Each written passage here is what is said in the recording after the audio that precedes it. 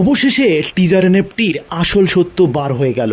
জলপাইগুড়ি একটা পুলিশ বলছে teaser NFT হলো পঞ্জি স্কিম। আর এই ভিডিওটা ভীষণভাবে ভাইরাল হওয়ার কারণে সবার মন কিন্তু ভেঙে গেছে। তো প্রথমে বলে রাখি যে টিজার এনএফটি এখনো আছে, থাকবে, ছিল। এবার টিজার এনএফটিকে কেন পঞ্জি স্কিম বলেছে উনি কি ভুল বলেছেন? না, উনি ঠিক বলেছেন। তো কিসের জন্য বলেছেন পঞ্জি স্কিম?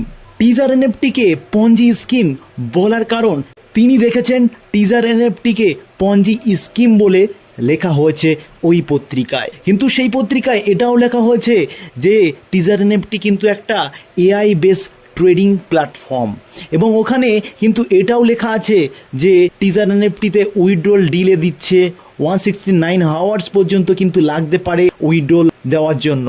তো এই সব কিছু কিছু কারণের জন্য পত্রিকাটাই বলেছে, আর সেই পত্রিকার বেসিসে কিন্তু আমাদের পুলিশ অফিসার কিন্তু বলছে আমাদের টিজার এনএফটি কোম্পানিটা একটা পঞ্জি স্কিম। তো তিনি একটা গল্প বলেছেন যে পঞ্জি স্কিমটা কি, সেটা আসলে উনি ঠিকই বলেছেন।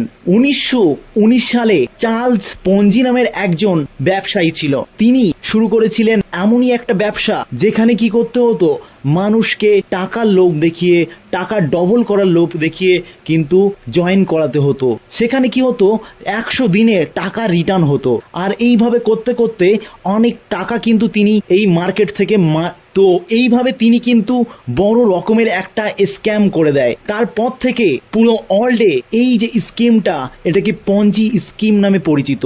তো এই কনসেপ্টকে নিয়ে অনেকেই অনলাইনে ফ্রডভাবে কিন্তু অনেক অ্যাপ চালিয়ে চলেছে। যেমন এর আগেও কিন্তু আমরা দেখেছি অনেক অ্যাপ যেগুলো কিন্তু পঞ্জি স্কিমের মাধ্যমে চলেছে, যেমন বিআরকে, ইভিএন, এরকম নানা ধরনের সোশ্যাল মিডিয়ায় অ্যাপ আছে। কিন্তু আমাদের এটাই বুঝতে হবে একটা কোম্পানি কি করে একটা মানুষকে 10,000 টাকা দিয়ে জয়েনিং করার পরে 1 লাখ থেকে শুরু করে 50 লাখ, এমনকি 1 কোটি টাকাও সে কিন্তু উইথড্রল মারতে পেরেছে। তো এই জিনিসগুলো ভাবতে হবে। তো টিজার এনএফটি বন্ধুরা, যারা সোশ্যাল মিডিয়ায় অনেক খারাপ খবর দেখছো, তাদের উদ্দেশ্যে বলে রাখি এখন মার্কেটে কিন্তু সব ফেক নিউজ বার হচ্ছে। যেমন আমাদের টুইটারে একটা কিন্তু চ্যানেল ক্রিয়েট হয়েছে টিজার এনএফটি নামক, সেখানে 9,000 প্লাস কিন্তু ফলোয়ার্স আছে।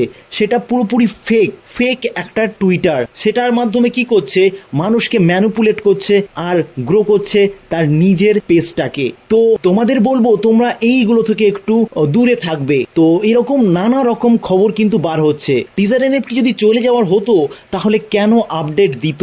রিসেন্টলি কিন্তু আপডেট দিয়েছি, যেটা কিন্তু আমি আপনাদের ভিডিওতে দেখিয়েছি। বিডের অপশন নিয়ে এসছে, যেটাকে মিন্ট বলে। তা বাদে আমাদের কোম্পানি কিন্তু 15 দিনের টাইম চেয়ে নিয়েছে। তো বর্তমান এই পরিস্থিতিতে দাঁড়িয়ে আমাদের কিন্তু একটু পেশেন্স রেখে 10-15 দিনের যে টাইমটা দিয়েছে সেই টাইম পর্যন্ত অপেক্ষা করা উচিত। আর আমি কিন্তু তোমাদের কোনো রং ইনফরমেশন দিচ্ছি না, আমি সবকিছু অ্যানালাইসিস করার পরেই কিন্তু তোমাদের কাছে ভিডিও আপলোড করে থাকি। তো যদি টিজার এনএফটি অ্যাপটা সত্যিই বন্ধ হয়ে যায়, বা পঞ্জি স্কিম হয়ে থাকে, বা উইথড্রল দেয়, সব খবর কিন্তু আমি তোমাদের পরবর্তী ভিডিওতে জানাবো। আর এর পরবর্তী ভিডিওতে আমি এটাও দেখাবো যে কিভাবে এনএফটিতে বিট করে ইনকাম করবে।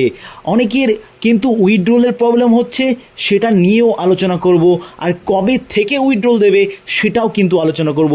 তো আজকে ছিল এই পর্যন্ত, আবারও কোনো নতুন ভিডিও নিয়ে উপস্থিত হবো। ততক্ষণের জন্য ভালো থেকো, সুস্থ থেকো, আর টিজার এনএফটি নিয়ে বেশি চিন্তা করো না। Tata, bye bye.